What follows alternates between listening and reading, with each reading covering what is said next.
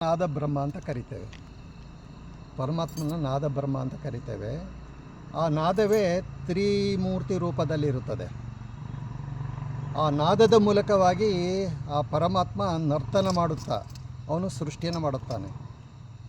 ಅದೇ ನಾದದ ರೂಪದಲ್ಲಿ ಪರಮಾತ್ಮ ನರ್ತನ ಮಾಡುತ್ತಾ ಅವನು ಸ್ಥಿತಿಯನ್ನು ಮಾಡುತ್ತಾನೆ, ಆಡಳಿತ ಮಾಡುತ್ತಾನೆ.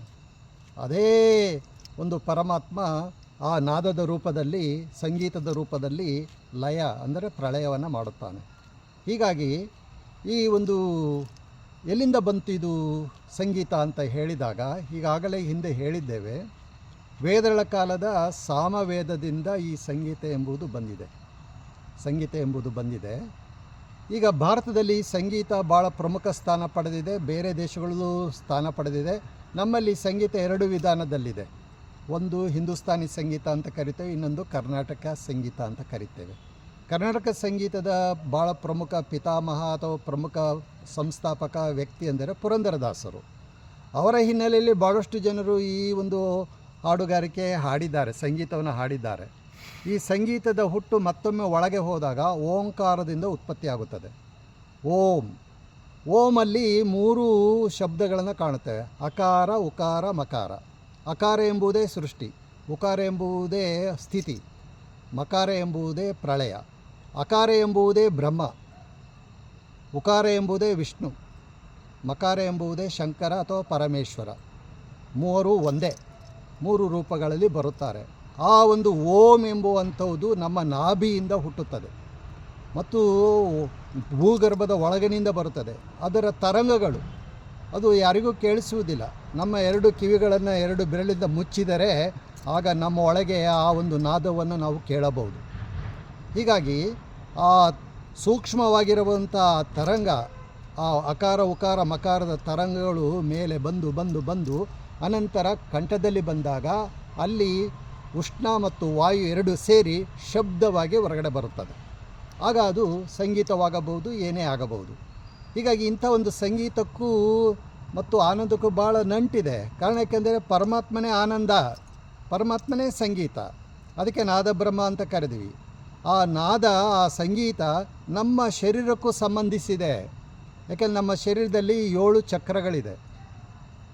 ಎಲ್ಲರಿಗೂ ಗೊತ್ತಿರಬಹುದು, ಗೊತ್ತಿಲ್ಲದೇ ಇರಬಹುದು.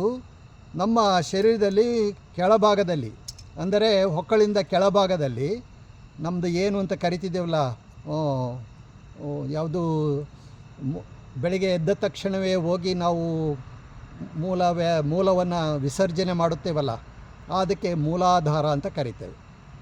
ಅದರ ಮೇಲೆ ಹೊಕ್ಕಳಿಂದ ಕೆಳಗೆ ಸ್ವಾಧಿಷ್ಠಾನ ಚಕ್ರ ಇದೆ. ಹೊಕ್ಕಳಿನ ಹತ್ತಿರ ಮಣಿಪುರ ಚಕ್ರ ಇದೆ. ಹೃದಯದ ಹತ್ತಿರ ಅನಾಹತ ಚಕ್ರ ಇದೆ.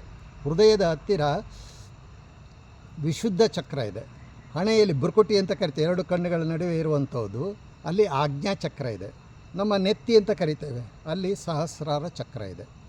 ಈ ಚಕ್ರಗಳಿಗೂ ಈ ನಾದಕ್ಕೂ ಸಂಬಂಧ ಇದೆ. ಇಲ್ಲಿ ನಾದದಲ್ಲಿ 7 ಸ್ವರಗಳು ಬರುತ್ತದೆ, 7 ಚಕ್ರಗಳು ನಮ್ಮಲ್ಲಿ ಇದೆ. ಏನು 7 ಸ್ವರಗಳು?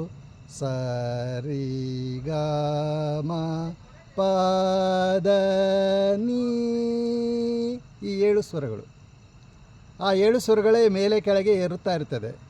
ಸ ನೀ ದ ಪ ಮ ಗ ರಿ ಸ, ಸ ರಿ ಗ ಮ ಪ ದ ನೀ ಸ. ಈಗ ಹೇಳಿದ್ದೀನಲ್ಲ ಈ ಸ್ವರಗಳು. ಆ ಸ ಎಂಬುವುದೇ ಮೂಲಾಧಾರ, ರಿ ಎಂಬುವುದೇ ಸ್ವಾಧಿಷ್ಠಾನ, ಗ ಎಂಬುವುದೇ ಮಣಿಪುರ, ಮ ಎಂಬುವುದೇ ಅನಾಹತ, ಧ ಎಂಬುವುದೇ ವಿಶುದ್ಧ, ನೀ ಎಂಬುವುದೇ ಬುರ್ಕುಟಿ, ಆಜ್ಞಾಚಕ್ರ ಅಂತ ಕರೆದ್ವಿ. ಅದರ ಮೇಲೆ ಸ ಅಂತ ಹೇಳಿದ್ನಲ್ಲ, ಅದು ಭಾಳ ಪ್ರಮುಖವಾಗಿ ಸಹಸ್ರಾರ ಚಕ್ರ, ಅಲ್ಲಿಗೆ 3 ತಲುಪುತ್ತೆ ಅದು. ಹೀಗಾಗಿ ಇದು ಮತ್ತೆ ಕೆಳಗೆ ಇಳುತ್ತೆ, ಮೇಲೆ ಹೇಳ್ತಾ ಇರುತ್ತೆ. ಒಂದೊಂದು ಸ್ವರವನ್ನು ಹೇಳಿದಾಗ ಆ ಸ್ವರವನ್ನು ನಾವು ಸರಿಯಾಗಿ ಹೇಳಿದರೆ ಆಗ ಚಕ್ರ ಬಿಚ್ಚಿಕೊಳ್ಳುತ್ತದೆ, ತೆರೆದುಕೊಳ್ಳುತ್ತದೆ. ಆಗ ನಮಗೆ ಅದರ ಒಂದು ಶಕ್ತಿ ದೊರೆಯುತ್ತದೆ. ನಾವು ಯಾವುದೋ ಒಂದು ಸಿನಿಮಾ ಹಾಡನ್ನು, ಯಾವುದೋ ಸಂಗೀತವನ್ನು ಕೇಳಿದಾಗ ನಮ್ಮನ್ನು ನಾವು ಮರೀತೇವೆ. ಕಾರಣ ಏಕೆಂದರೆ ಅದು ಆ ಸ್ವರದ ಹಿನ್ನೆಲೆಯಲ್ಲಿ ಆ ಹಾಡನ್ನು ಬರೆದಿರುತ್ತಾರೆ ಮತ್ತು ಆ ಸ್ವರದಲ್ಲಿ ಬರುವಂಥ ಸ್ವರಗಳು ಆ ಚಕ್ರವನ್ನು ತಲುಪುತ್ತಾ ಇರುತ್ತದೆ. ತಲುಪುತ್ತಾ ಇರ್ತದೆ. ಆಗ ಏನಾಗುತ್ತದೆ, ನಾವು ಎಲ್ಲಿಯೋ ಆನಂದದಲ್ಲಿ ಮುಳುಗಿದಂತೆ ಆಗುತ್ತದೆ. ಅದಕ್ಕೆ ಹಿಂದೆ ಬಾಳೊಂದು ನಂದನ ಅನುರಾಗ ಬಂಧನ ಸಹಜೀವನ ಸವಿಜೇನಿನ ಸದನ, ಬಾಳೊಂದು ನಂದನ ಅಂತ ಹೇಳಿದಾಗ ಅದು ಹೃದಯವನ್ನು ತಪ್ಪುತ್ತದೆ, ಅನಾಥ ಚಕ್ರವನ್ನು ತಲುಪುತ್ತದೆ. ಆಗ ನಾವು ಅಯ್ಯೋ ಎಷ್ಟು ಚೆನ್ನಾಗಿದೆ, ಭಾಳ ಅದ್ಭುತವಾಗಿದೆ ಅಂತ ಹೇಳ್ತೇವೆ. ಹಾಗೆ ಇನ್ನಿತರವು ಪ್ರಯೋಗ ಮಾಡಿದಾಗ ಚಕೋರಂಗೆ ಚಂದ್ರಮನ, ಚಕೋರಂಗೆ ಚಂದ್ರಮನ ಬೆಳಕಿನ ಚಿಂತೆ, ಅಂಬುಜಕಿ ಭಾನುವಿನ ಉದಯದ ಚಿಂತೆ, ಭ್ರಮರಂಗೆ ಪರಿಮಳವ,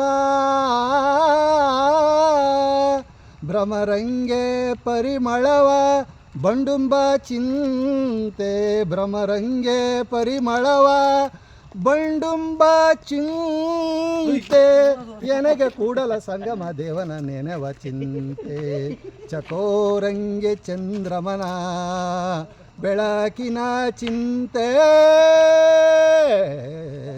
ಈ ಹಾಡು ಹಾಡಿದಾಗ ಅದು ನೇರವಾಗಿ ಹೃದಯ ಅಲ್ಲದೆ ನಮ್ಮ ಭ್ರುಕುಟಿಯನ್ನು ತಲುಪುತ್ತಾ ಇರುತ್ತದೆ. ಆಗ ನಾವು ಮನಸ್ಸು ಮೂಲಾಧಾರದಿಂದ ಮೇಲೆ ಏಳಿ ಏಳಿ ಏಳಿ ಏಳಿ ಅತ್ಯುನ್ನತವಾದಂಥ ಈ ಒಂದು ಶಿಖರಕ್ಕೆ, ಅಂದರೆ ಭ್ರುಕುಟಿ ಹತ್ತಿರ, ಎರಡು ಕಣ್ಣುಗಳ ನಡುವೆ ಇರಬಹುದಂಥ ಆ ಭ್ರುಕುಟಿ ಹತ್ತಿರ ಆಗ ನಮಗೆ ಆನಂದವಾದುದಾಗುತ್ತದೆ.